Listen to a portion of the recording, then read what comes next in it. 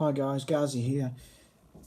Just doing my second YouTube upload ever, and it's because today I bought myself a new B44.3 Team Associated from the guys at Metro Hobby in Box Hill. Been doing a fair bit of research on a 1/10 buggy, and there's a real toss up between the Hot Bodies D413 and the B44.3, and in the end the availability of parts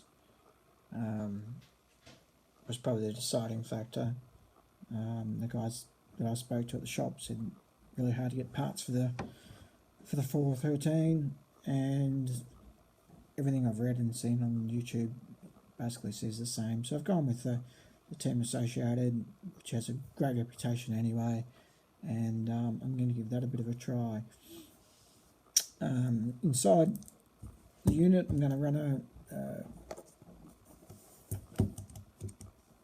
castle unit. So I've got the 4600 Sidewinder, 10th scale of course. Got the Sadox servo, I'm not sure which model this is, the 1258 TG.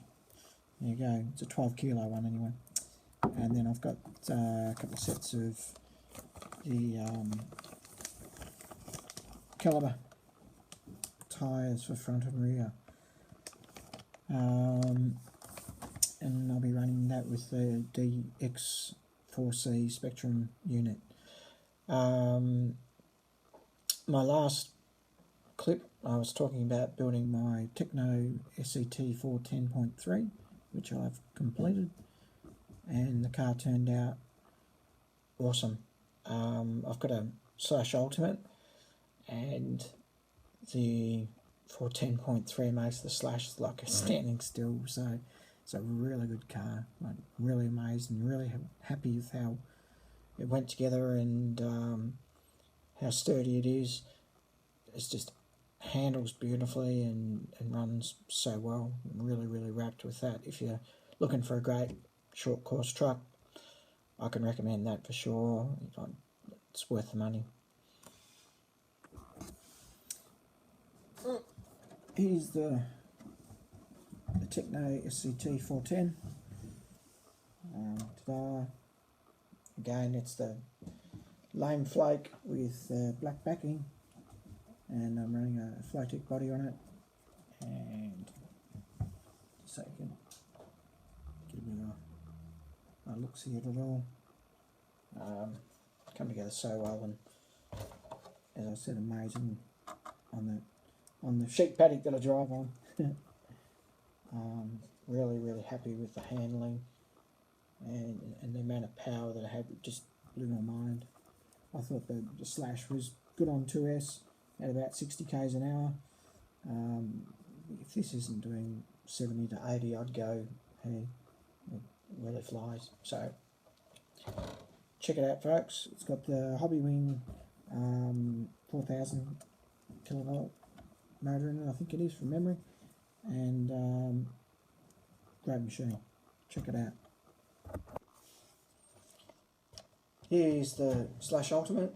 I've got the Flowtech body on it. It's the one that's supposed to do all the cutouts on that I haven't cut out. But I just like to get hold of bodies and paint them up and everything else. Running stock standard pretty much.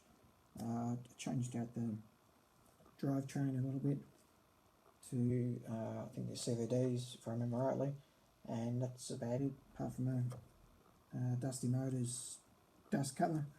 It's pretty much a stock standard Slash 4-wheel drive, but certainly great for learning and good fun for the girls to drive.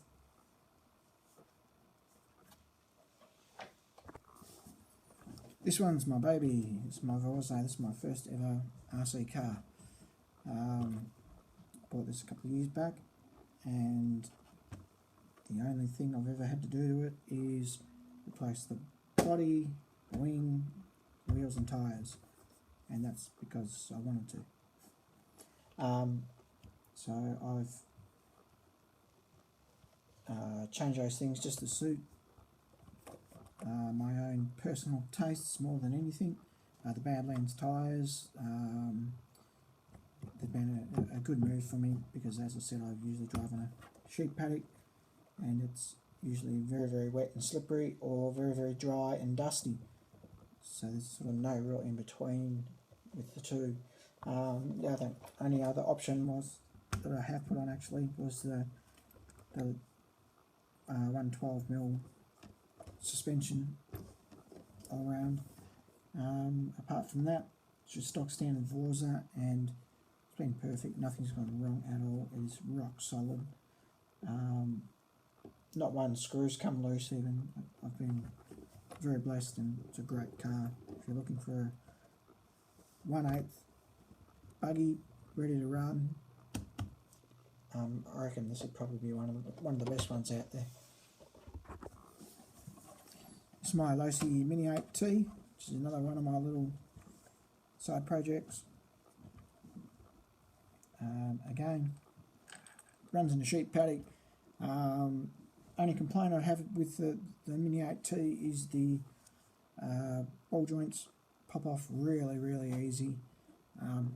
So easy, in fact, to the point that I deliberately drove slowly over my partner's broken foot over a moon boot, and it popped the I think it was the steering ball joint, because I sort of turned as I did it, and it just popped off that easy.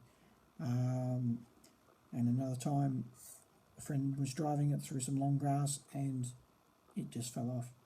So my only criticism of the Mini 8T is the fact that the ball joints and the ball cups are a bit of a letdown, but great fun buggy to drive, and just another one of the buggies I've got in my repertoire. I like to have one of each sort of size and play with them. I think the next thing I'll do is I'll do some work on this one and hop it up a little bit and change some parts. And there's plenty of YouTube clips out there. Other people have done it, and I'll steal some of their ideas. Here's my Mini Revo. This one's been probably the most expensive one out of all of them. It started off as a VXL, and since then I've done things like dyed the chassis black and added a few aluminium parts and cooling fans, ceramic ball bearings, just hopped it up as much as I could possibly do without being ridiculous. And again, great little car to drive and bulletproof. Only thing I don't really like is the battery trays on the side. They're really sort of daggy. They catch on the wheel here, in the rear wheel, when you're trying to put a battery in and out. Bit of poor designing, really. But you know, the car's been bulletproof and fun to do up. Change the springs, shock oil, bit of everything really. But it's been, yeah, great fun. Love doing it. I've got the original body, and I've got another 2 bodies for it that I've painted up. I've done a rat rod body, and it looks pretty cool.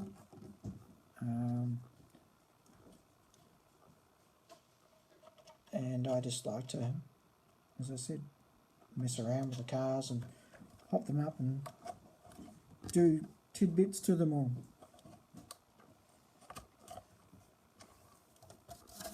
There is the hot rod body, or the rat rod body, should I say. So it's actually a candy apple purple, bit hard to see, black roof, and got the chrome paint on it. And that was a bit of bit of an experience working with so many colours and using liquid mask to paint it all, but it's a great looking body, and I was really happy with the way it turned out in the end. Here is my Yeti XL kit, finished, complete, done. Even been for a test drive in it now, and went really well. A little bit top heavy, so it tends to roll if you turn too sharp. But as you can see, it's a lame flake black backing again. I just like the colour scheme, so painted up the guys inside. You can kind of see them there, which is pretty cool. Just running the standard ready to run motor ESC, but I did put a heavier duty servo in it. Everyone recommended that was what it needed, so that's what I went with. But the running gear in it is fantastic. It's Castle running gear, so you can't go wrong. And I bought it off Dollar Hobbies for half the price I can get it from normally the hobby shops. So and all they do is strip the car down and sell the parts off individually. So they're brand new apart from being unscrewed. But that was really fun to drive and even more fun to make. So that's my car library.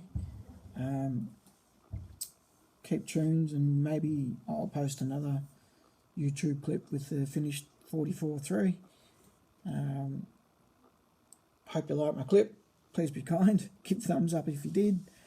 And any comments or questions about any of the cars, I'd be happy to answer back to the best of my knowledge. Thanks for listening.